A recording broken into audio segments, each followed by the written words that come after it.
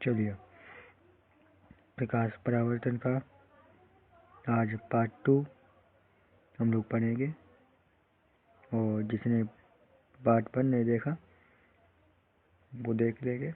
प्रकाश परावर्तन तथा अपवर्तन, अध्याय 10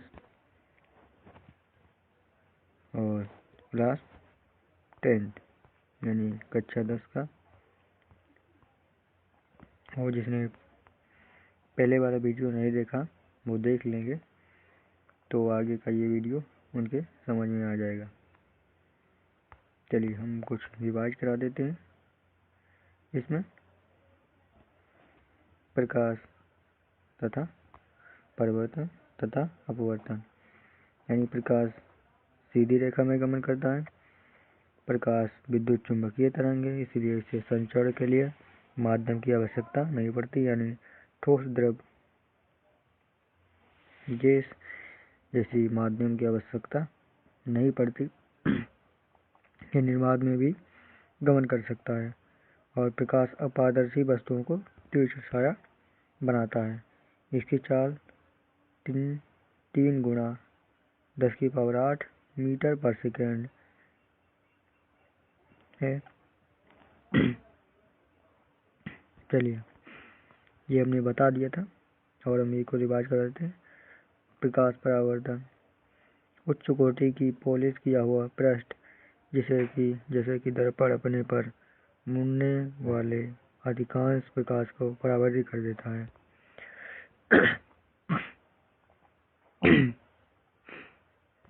यानी कि जो पृष्ठ कोई भी ज़्यादा पॉलिश किया हुआ होता है तो उस पर प्रकाश ज़्यादा परावर्तन होता है। चलिए प्रकाश परावर्तन के नियम हमने पढ़ लिए थे। आपतन कोण परावर्तन कोण के बराबर होता है, और आपतित किरण परावर्तन के आपतन बिंदु पर अभिलंब तथा परावर्तन किरण सभी एक ही तल में होते हैं। ये एक ही तल में है सभी, ये पहले पढ़ चुके हैं। प्रतिबिंब वहाँ बनता है जिस बिंदु पर कम से कम दो परावर्तित किरणें प्रतिच्छेदित करती हों या प्रतिच्छेदित प्रतीत होती हो। कम से दो परावर्तित किरणें प्रतिच्छेदित करती हों या प्रतिच्छेद प्रतीत होती हों, उसका प्रतिबिंब कहते हैं। चलिए हम जानते हैं, आगे इसके पढ़ते हैं। और वास्तविक आभासी हमने बता दिया था। वास्तविक प्रतिबिंब, आभासी प्रतिबिंब।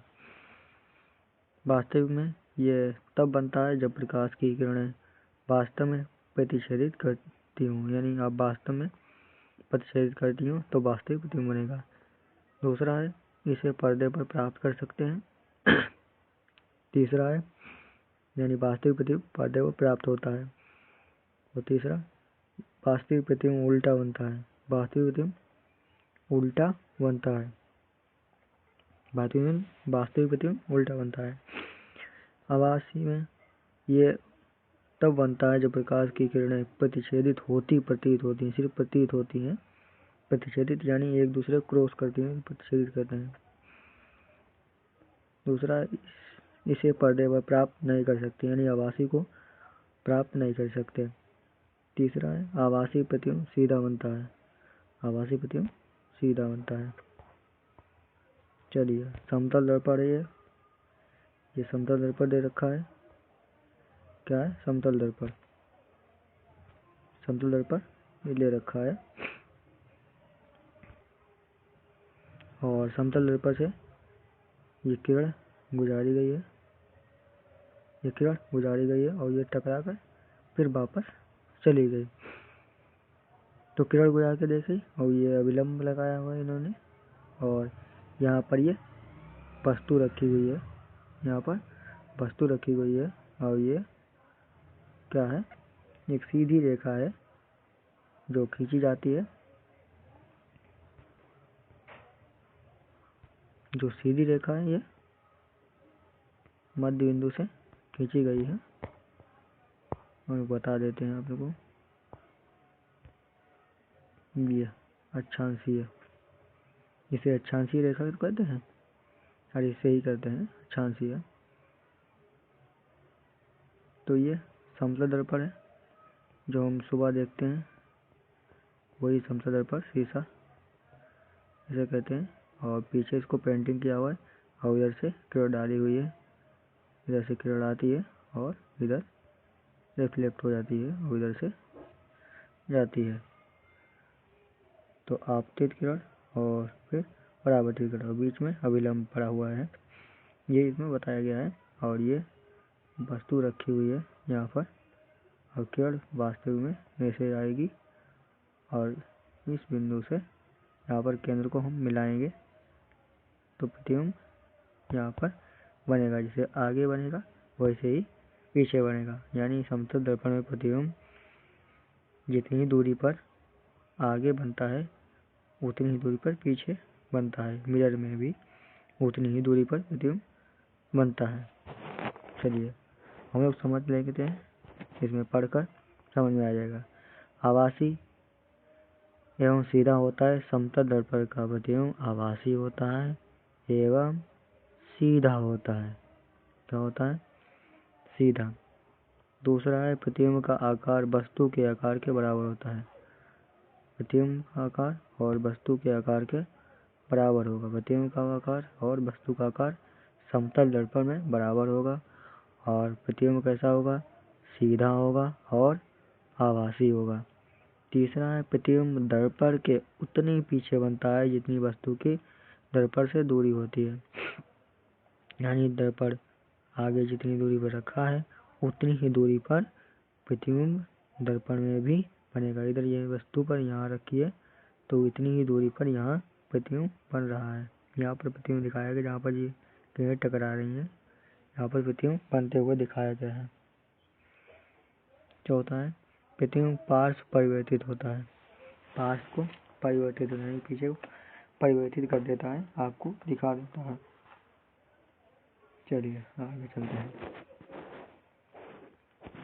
पार्श्व परिवर्तन, इसमें वस्तु का दायां भाग बायां प्रतीत होता है और बायां दायां, यानी आपको उल्टा दिखाई देगा।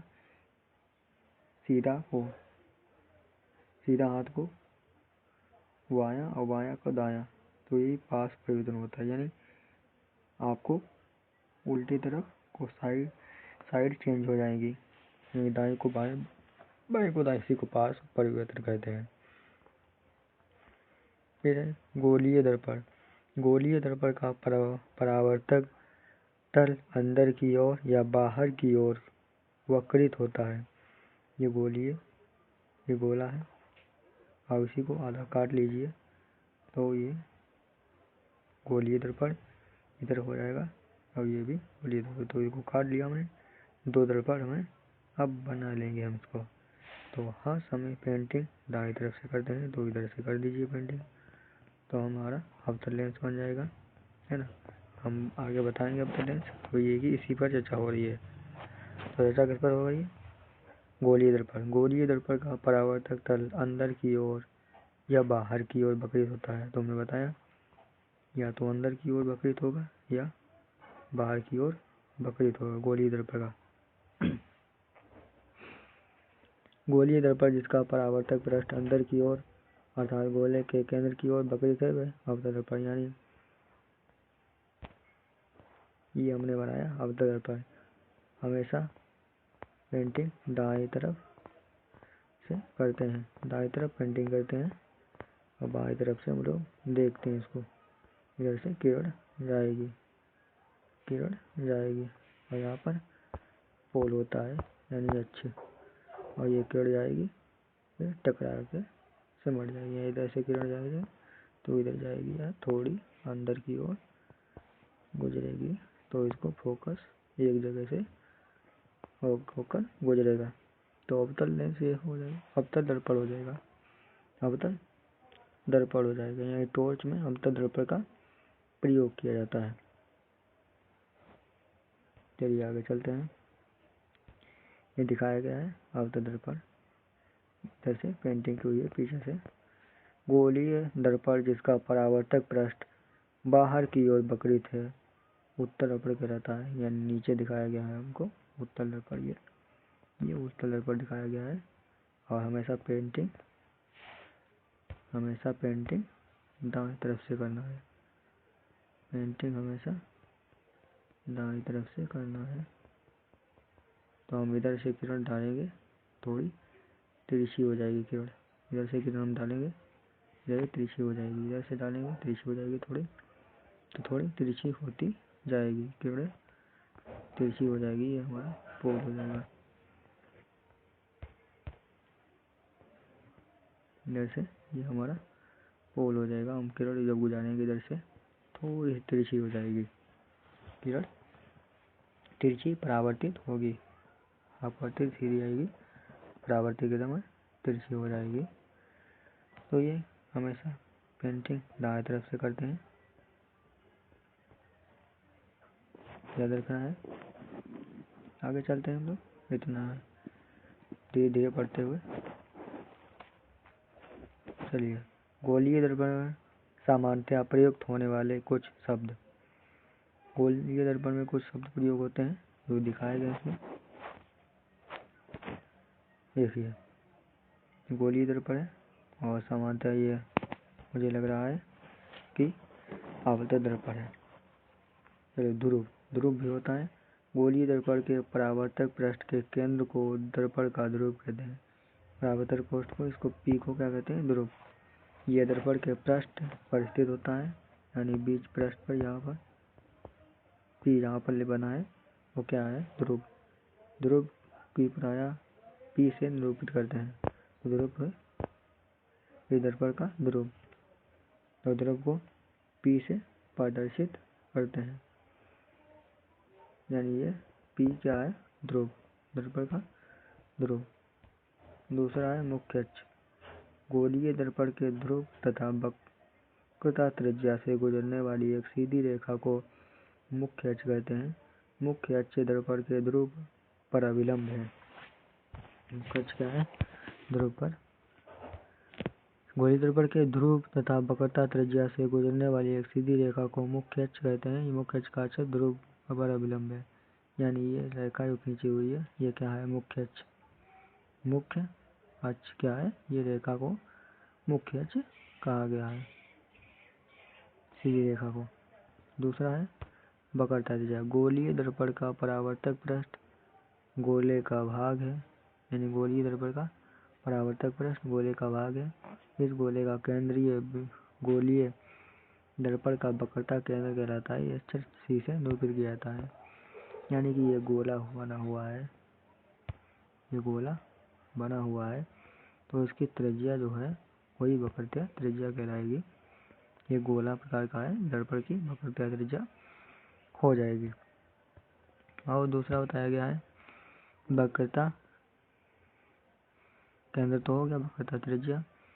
वक्रता त्रिज्या गोलीय दर्पण का परावर्तक पृष्ठ जिस पर गोले का भाग है उसके बाद दर्पण की तीव्रता त्रिज्या कहलाती है। इसे अक्षर आर से निरूपित करते हैं, अक्षर आर से। ठीक, हमें बता दिया वक्रता त्रिज्या। अब इतना ही, नेक्स्ट हम अगले वीडियो में देखेंगे। तब तक के लिए थैंक यू, पढ़ते रहिए।